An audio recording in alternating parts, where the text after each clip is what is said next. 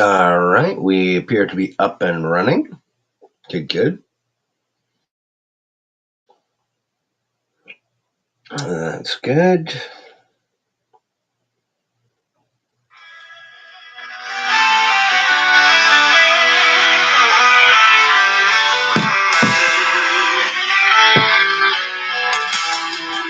Greetings. We'll get started in just a minute, ladies and gentlemen.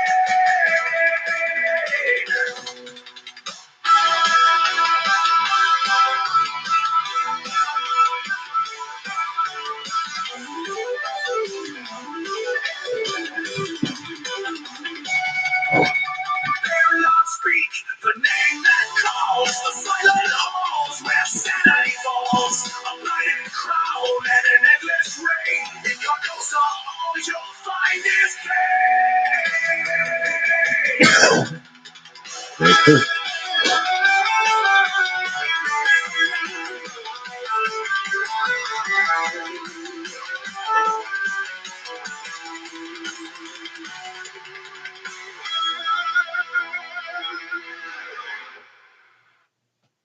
All right. Greetings and salutations, ladies and gentlemen, and welcome once again to the Storyteller's Corner here on Rumble and YouTube. My name is Joshua T. Calkins Trilogy, known most places, including on both of these channel outlets, as Byron Sidious. I've been quite the busy beaver on X for / Twitter for about the last week, because about a week ago I finally took the plunge and decided to pay for a premium account on there for the $8 monthly, which grants me the blue check mark, but more interestingly for me, massively increases the amount of characters / words per post that I'm able and allotted to use each time I click on that little post icon.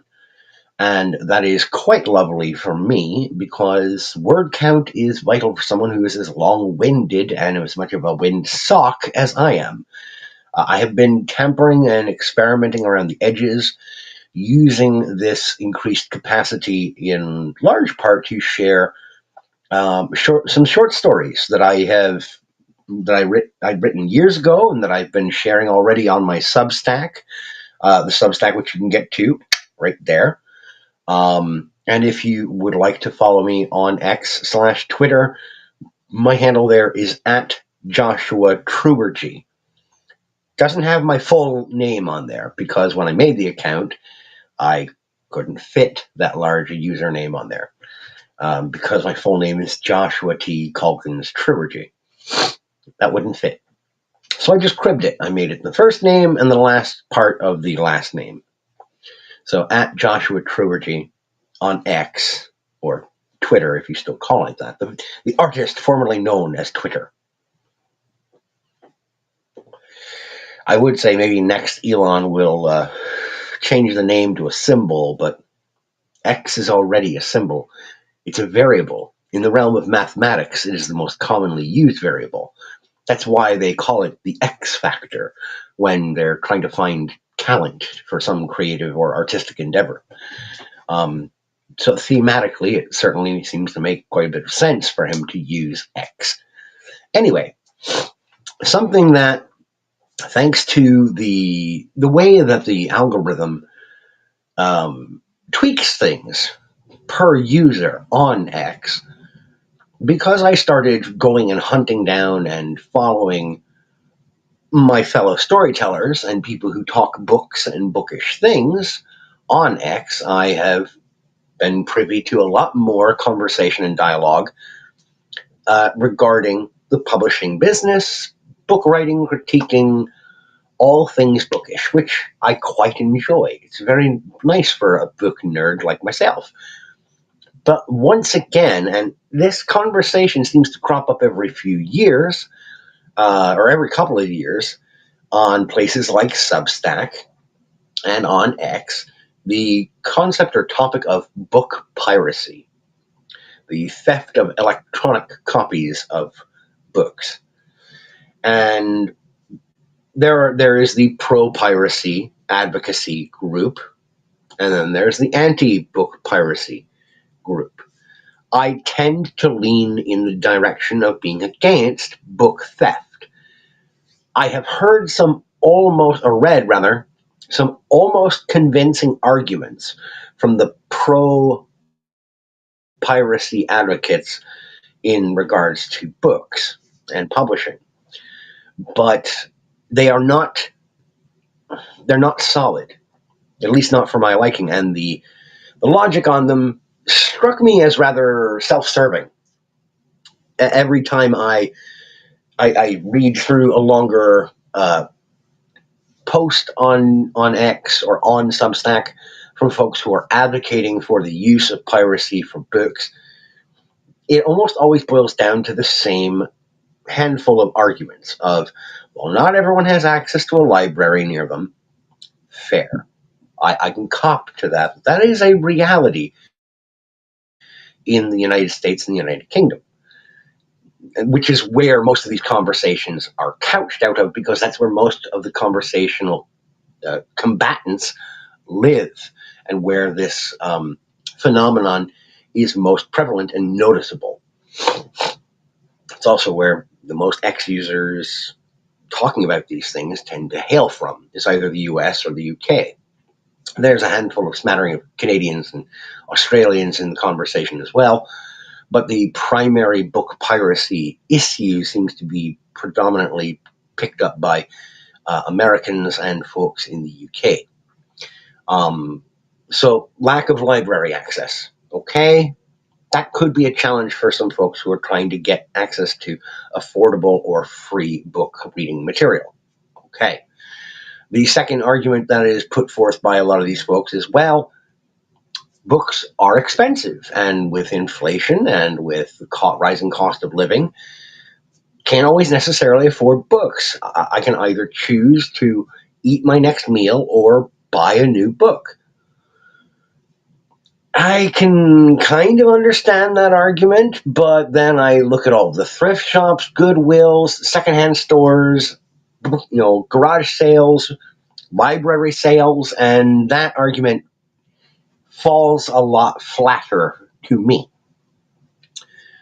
And the last argument that most of the folks who are pro piracy of books tend to lob out there is, well, I don't have access to this book where I'm from or where I'm at, because it is literally verboten. It's either illegal, or if not illegal, it's extremely difficult to find. None of my local bookstores or local library will carry this title, either because it's older or it's very niche or it's out of print. One of these rationales will be put forth as a reason to go online and pirate a digital copy of this book through a VPN and then one of the various outlets where people will torrent or steal files from. The lack of accessibility to a book based on the fact that you can't find it in a local bookstore or a local library, there's no way to physically get a hold of a copy. That presents its own set of challenges, yes. But my counter to that would be, well, if you're going online and finding a digital electronic copy of that book, then you can't tell me you can't find it. You have found an electronic copy. So buy an electronic copy. Your argument falls flat. I'm sorry. If you're telling me you're going to steal it because you can find it online, but you can't find any physical access for it around you, well, you found access to a copy of it. Yes, it's digital, and I much prefer physical. You know, physical always wins. Always. I enjoy using electronic devices for reading. I am presenting this stream to you on my Kindle Fire 10 tablet, which I use for reading as well. Almost all of the ebooks that I have purchased from Amazon, from Books a Million, from Books for a Buck, from Source Unlimited, are almost all on this Kindle. Okay, and I have purchased a number of ebooks from Barnes and Noble's website too. I'll cop to that, even though their interface is dog shit. But the point being, judge me all you want. Yes, I understand it's a headache to try to get the file in either EPUB or PDF format from Barnes and Noble servers. You have to sit there and wait longer than it would take to download a full goddamn new release video game for my Xbox. For some reason, it takes longer to get the file for an ebook from Barnes and Noble's website to my Kindle because their servers are shit. I don't know what they're doing. I'm not a computer guy. I don't get it. That's for someone else to try and explain to me at some point. My point being, even though I rather enjoy using my Kindle for reading, I will still always prefer, if I can find a physical copy of a book that I want to read, I'll buy the book in physical copy for a couple of reasons. Primarily being, I have this in my hand. You know what I don't see on here anywhere? I don't see a battery indicator. I also don't see a percentage marker. There's no access from some all-seeing panopticon to scan and determine what I'm reading, what I'm highlighting, what I'm repeatedly going back over in order to reread and think about and stew over. No one's tracking my reading. Well, I mean, technically they are. I've been showing this on camera. By now, this is already, the name of the book and the author has already been cataloged in some FBI or NSA or CIA database and said, okay, we've already got a profile on this freak on a leash. What can we determine about the fact that he reads Raymond Feist? Well, for starters, I have this, yes, but I haven't read the first two books in the series yet. I will get around to them and then eventually get to this. And then you can make your determination as you so choose. And what you do with that is your business, not mine, Mr. Federal Agent Man. But physical is always preferable. I mean, especially if you can get like a collector's edition. This is Tales of Horror. It's an H.P. Lovecraft collection. My wife got this for me for my birthday a couple of years ago. Very pleasant of her. Very nice of her. Very sweet. My wife knows me well. Physical format books will always be the superior method for my liking, even in comic books. All right?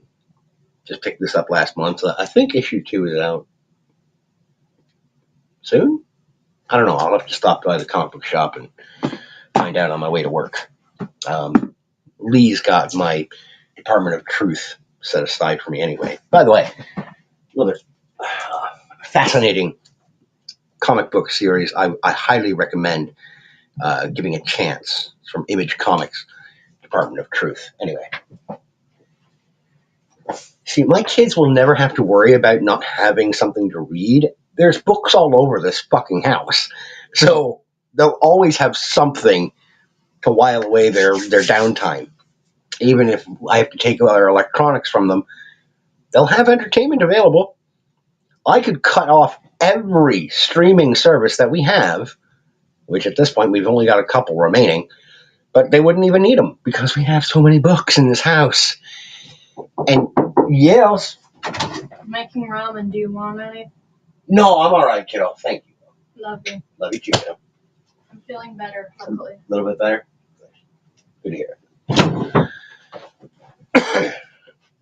So anyway, I've strayed off of the original topic, but I did indicate in the description of this stream that I'd be talking bookish things generally as well. So I'm covered. Anywho, there's a few things that get lost in the conversation on X when it comes to piracy.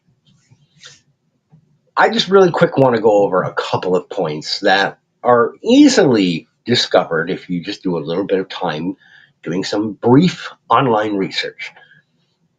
One of the things that I decided to look up just for shits and giggles for this stream is I would like to know if you folks might be fascinated to hear who in the United States and UK the most pirated authors are over the course of the last 3 years. From 2022 to 2025, the most pirated authors in the US and UK are as follows. Number 5, Suzanne Collins, she of the Hunger Games fame. Number 4, Neil Gaiman of The Sandman, American Gods, Good Omens, which he wrote in conjunction with the late, great Sir Terry Pratchett, and other titles. Number 3, George R.R. Martin for the Song of Ice and Fire novels, also referred to as Game of Thrones. He's in the number 3 slot. The number 2 most pirated author in the US and UK is Stephen King. Stephen King, who has been an absolute spurg on X/Twitter, who bitches and pisses and moans about everybody using X to espouse their, quote, to quote him, socio-political nonsense. Oh, I'm sorry, Stevie boy, but a brief look through your Twitter feed shows me nothing but constant pissing and moaning about the Republican Party and conservatives writ large on your profile. It's as if you've got a raging hate boner for anybody to the right of Chairman Mao. Holy fuckalocious. This guy could not hate conservatives more unless his name was Hasanabi or Destiny.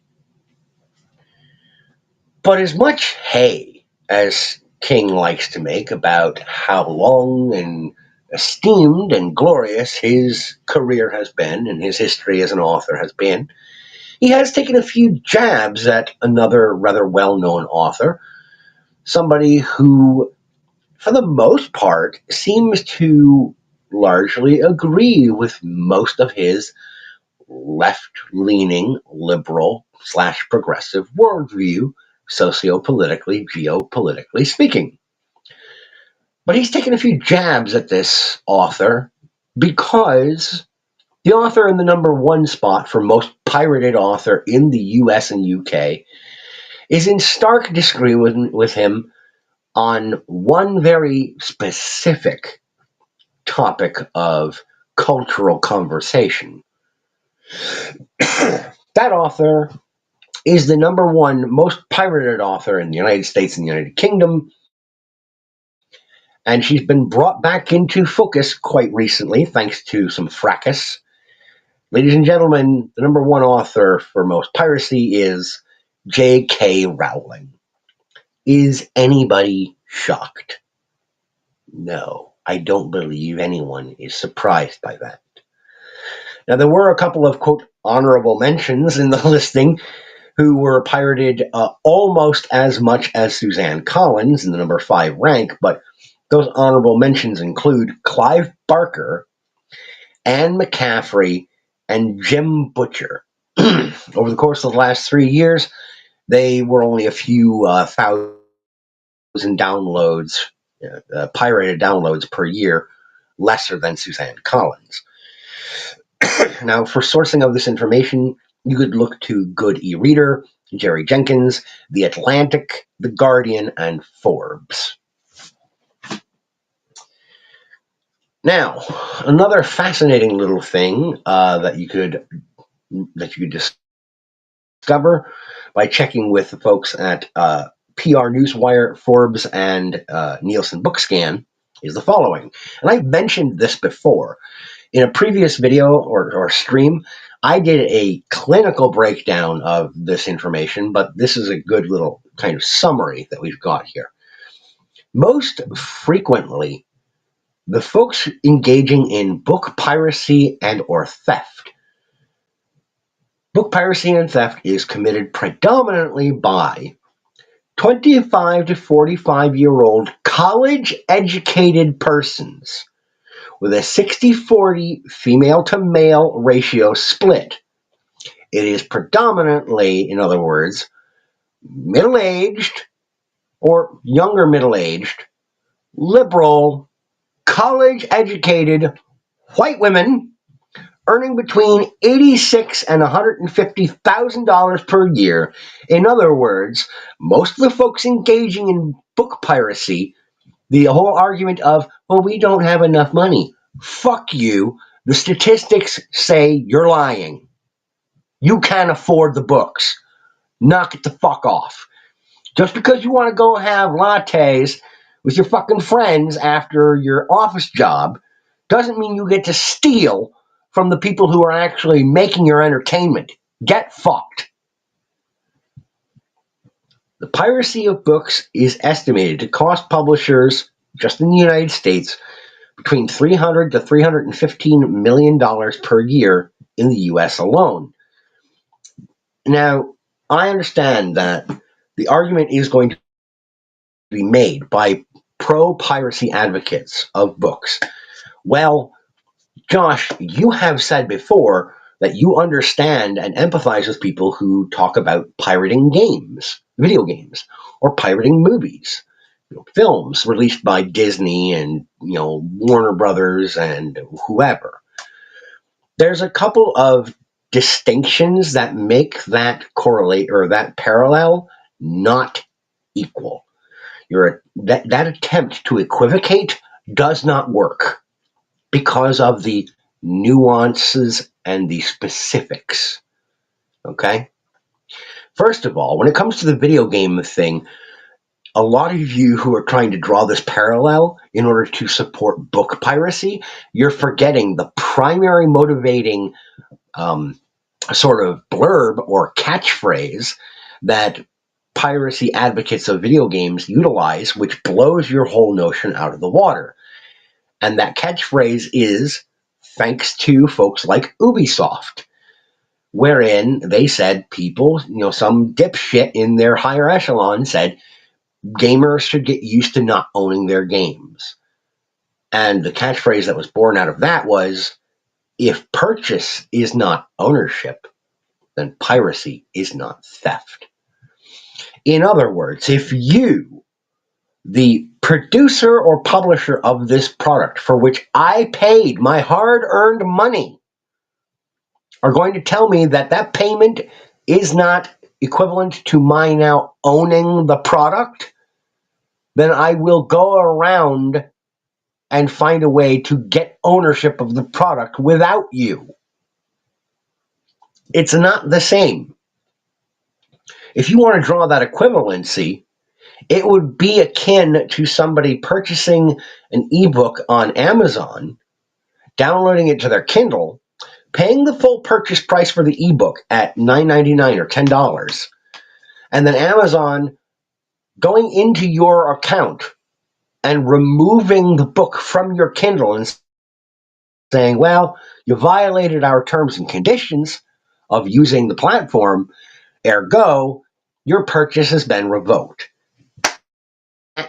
That's the parallel.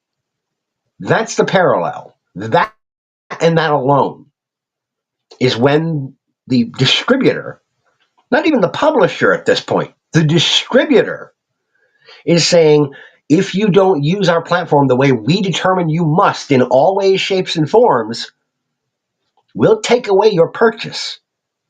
Well, then it's not a purchase. It's a rental. It's a limited lease or license. And burying that specific little honorific in the hundreds of pages of legalese in your user agreement for your terms of service is a horseshit move. Again, that is the only parallel in which this works. It doesn't work for me otherwise. If you purchase an ebook off of Barnes & Noble or off of Books A Million or off of Thrift Books or All Access, you purchase that book file, it's yours. You download it to your device, and that's the end of it.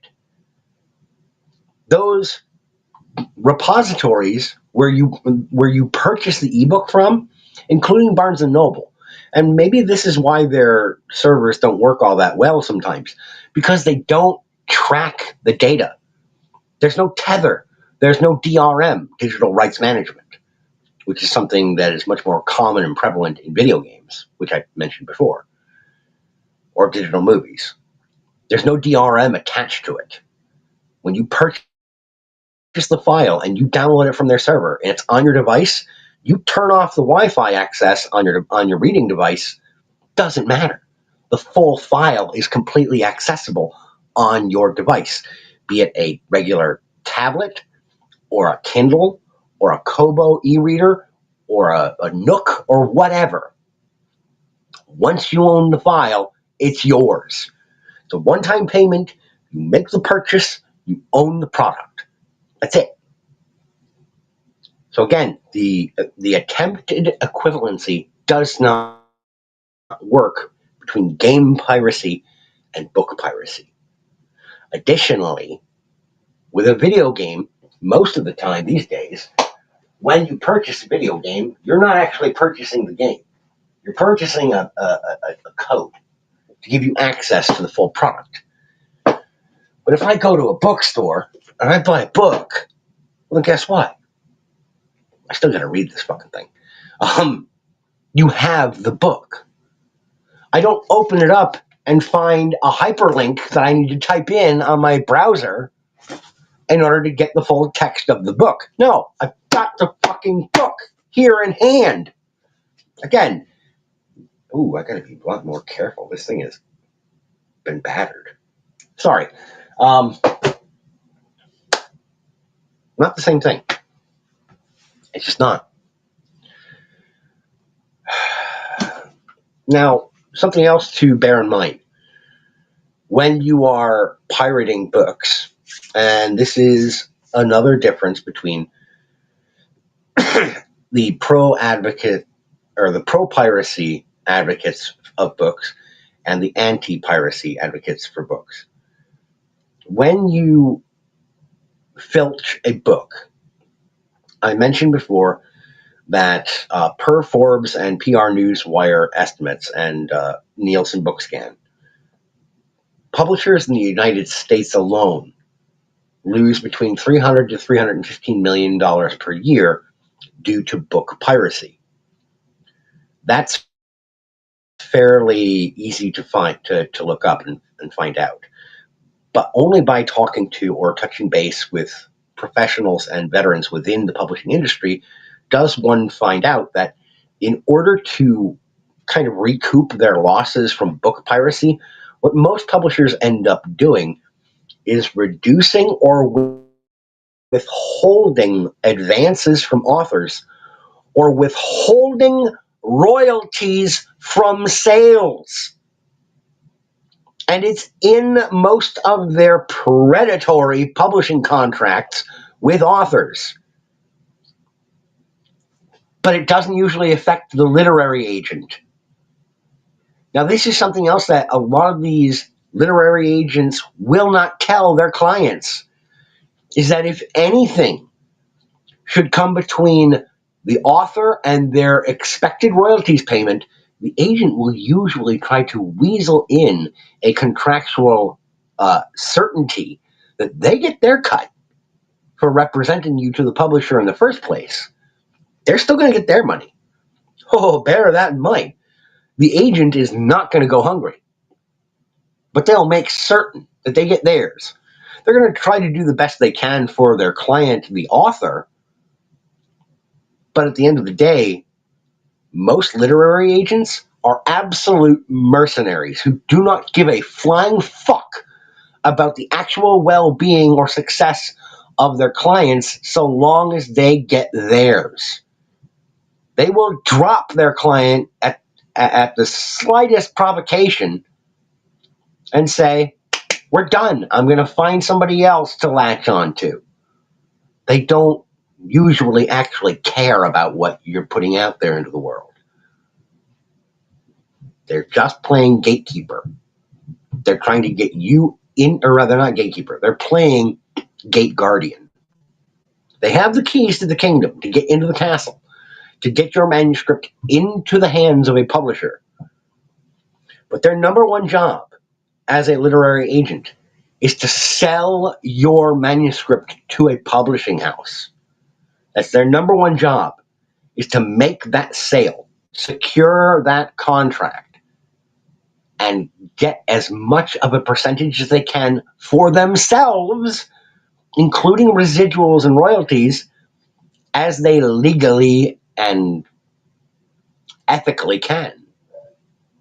Now, thanks to certain protections that have been put in place since approximately the 1940s, I think it was, or 1950s in the United States, literary agents cannot legally ask you to sign a contract that gives them anything more than 29.9% of royalties from the sales of your books. But the standard practice in the industry is between 10 and 15%. But many of these agents, if they are going to offer to represent you for less than that 15 to 12%, you need to read the fine print on the contract that they offer to you very, very carefully. Because not only are you going to be asked to sign a contract with the publishing agent or a publishing house that picks up your manuscript, you're going to have to revisit your contract with the agent. And they are not above finagling and working in new terms and expectations for their own cut. I'd hate to be paranoid about this, and I don't enjoy throwing an entire group of people under the bus like that, because I've never worked with a literary agent myself. I've been rejected by several of them. I've been offered representation by a couple, but those couple who offered me their representation services, a quick look at predators and editors revealed them to have reputations as absolute scumbags who would stab their clients in the back and drop them at the drop of a pin. So no, I don't want you to be paranoid, but I want you, if you are a storyteller, to be prepared to deal with some absolutely selfish scumbags if you get into the mainstream traditional publishing industry. It's going to happen. I'm sorry. Some people suck, to use the Tom Segura quote. Some people suck. They do. Um, so yeah. Anyhow, I'm going to grab a quick music break before I proceed onward.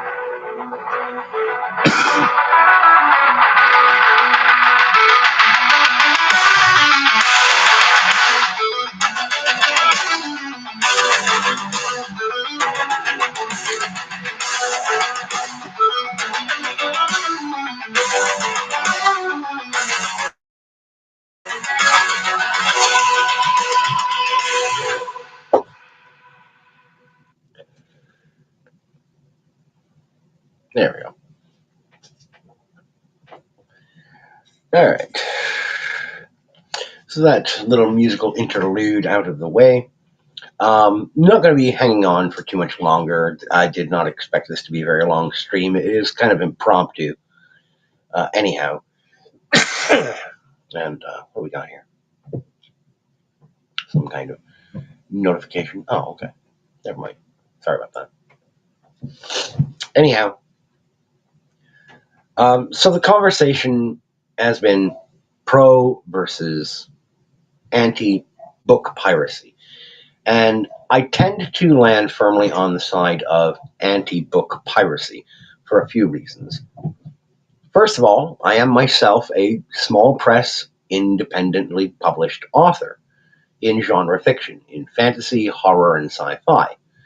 If you want to find any examples, you can head to the site that's right there, storytellerscorner.substack.com, or look me up on Amazon or Barnes & Noble. You'll find a number of my works available for sale. I don't want to end up on the receiving or on the barrel side of book piracy. I don't want to have my works stolen when they could be purchased. And from the statistics that I have looked through before and just read off again, plenty of the folks who are pirating books can more than afford to buy the books. It's not as though there's an absolute dearth and they can't find them. Most of the folks who are engaging in the piracy practice have no excuse for doing so. Now, the percentages that I read off in terms of the 60-40, that was the percentage split of female to male amongst the pirate thieves, or amongst the book pirates, the thieves of books. But for the vast majority, there is no excuse, at least not one that's viable. Most of these people can afford them. They can find them online. The idea of not having digital access to these ebooks Well, how'd you find them in the first place in order to pirate them? Something tells me that if you've got the know-how and wherewithal to locate torrent sites where you can download the books illegally, you can find where you can purchase the ebooks legally and legitimately. There is one other, and this one is a little bit more nuanced, and it's why, again, I'm not across the board absolutist about my stance. Let's say you are one of those sorts of folks who, due to your online activity, or because you are a person of public disrepute, as it were, to put it politely, you have been banished from all kinds of forms of online payments processing. There's literally almost no way for you to legitimately purchase an ebook from Barnes and Noble or Books a Million or Amazon or what have you, because you don't have access to a traditional bank account, or you can't get on PayPal, you can't use Stripe, whatever the reason. Well, then we run into a problem of access, a genuine problem of access, where the traditional means of doing business are not available to you. You cannot make a standard merchant purchase of the product in question. Those folks, I'm going to lend a lot more grace and understanding in terms of how they're going to procure their entertainment fiction reading material. Now, there's also folks who will say, well, what about academic papers, white papers, things that you need to have a paid membership or access to a private secured database in order to get access to the files to read through these studies and reports of a scientific or medical nature or a political nature, what have you, think tank papers that have been written and uploaded to various databases or servers that require special private access, where you have to be a member of an organization or think tank in order to pull up those files. Or there's a required subscription fee and membership that you need to have in order to access that data and those papers, because they're academic in nature, because they're peer-reviewed papers or studies, what have you. Okay, again, there is a method to legitimately gain access to that work. There is a legitimate means of getting in there and getting that paper. Let's say you're trying to find a scientific study out of the University of East Jehungaphat, I don't know, and they have a database, they have a server where if you pay a $100 annual fee, you can access papers at your leisure. Or maybe they will have these papers and studies available on a per piece basis. Hello? Avery?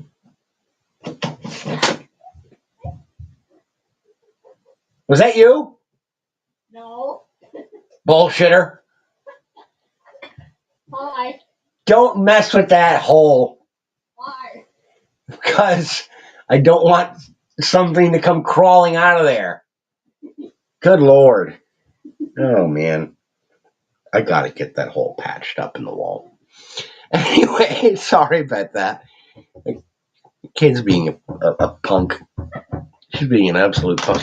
She's obviously feeling better. She was sick as shit this morning.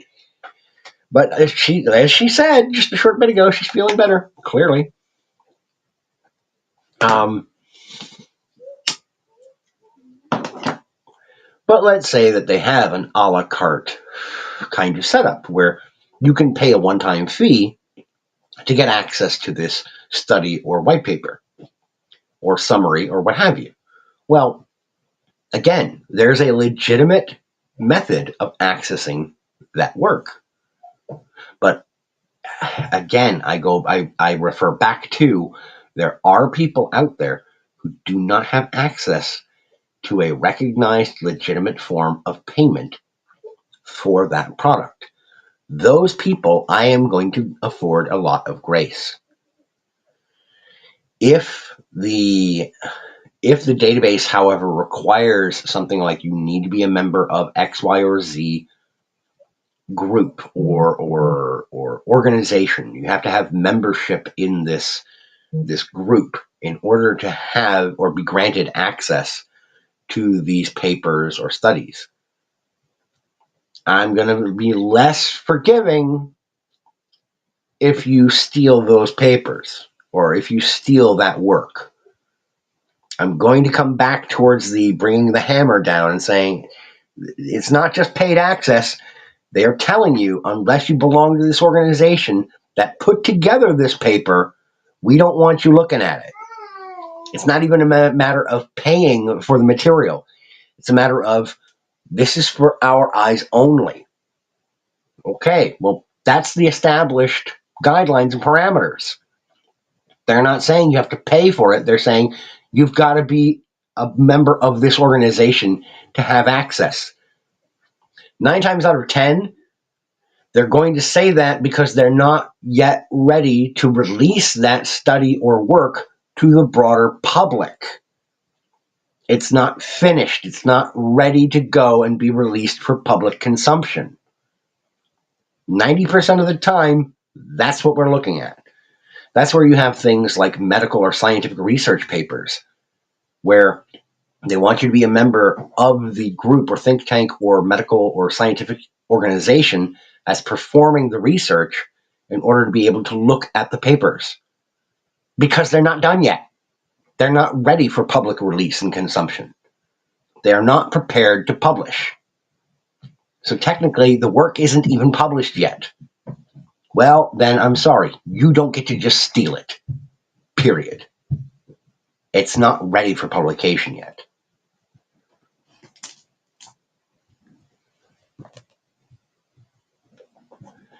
Oh, hold up a second there, folks.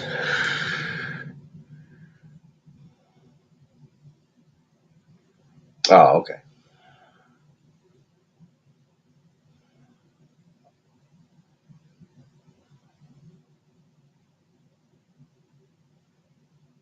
Okay.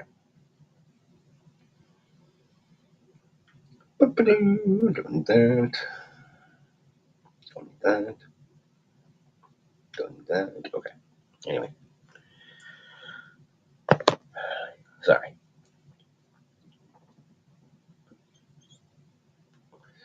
So yeah, by and large, I come down on the side of don't steal books.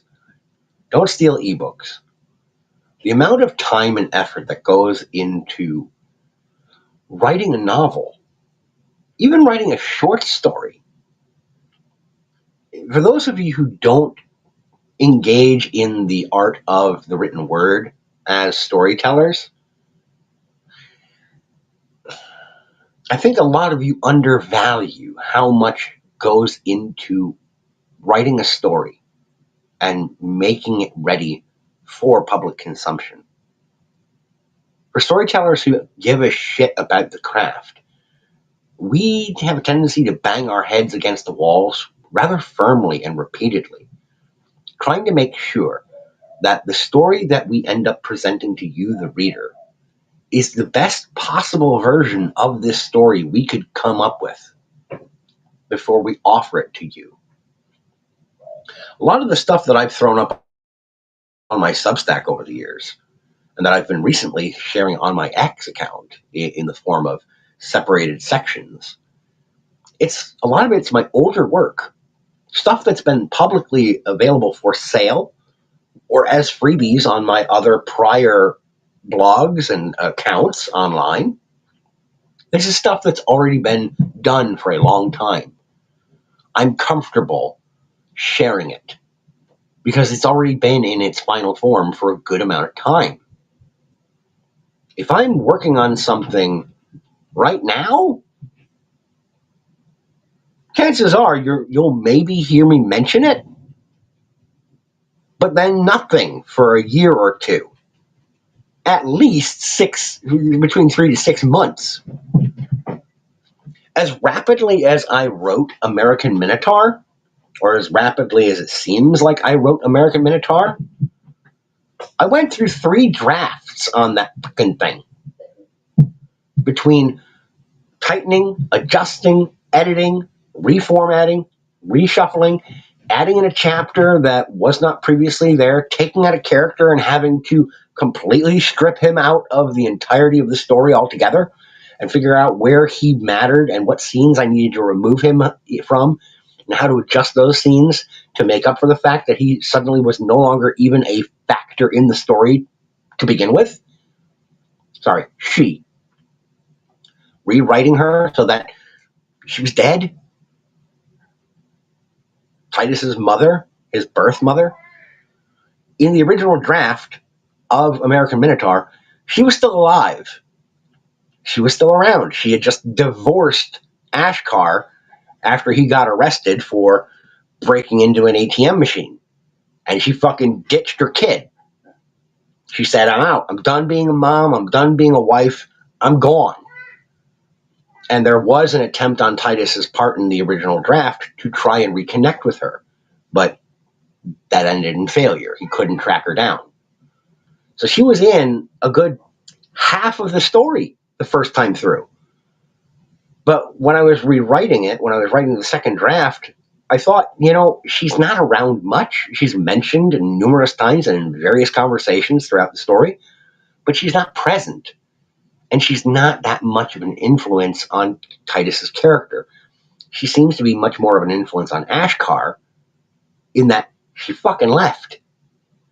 Well, there's another way in which she could leave that is permanent and that will have a much starker effect on Ashkar and be much more relevant to why he decided that he was just going to give up on trying to reconnect with his own kid because there was no mother figure, there was no mate for him to try and reconnect with as well to complete the reunion of the family unit.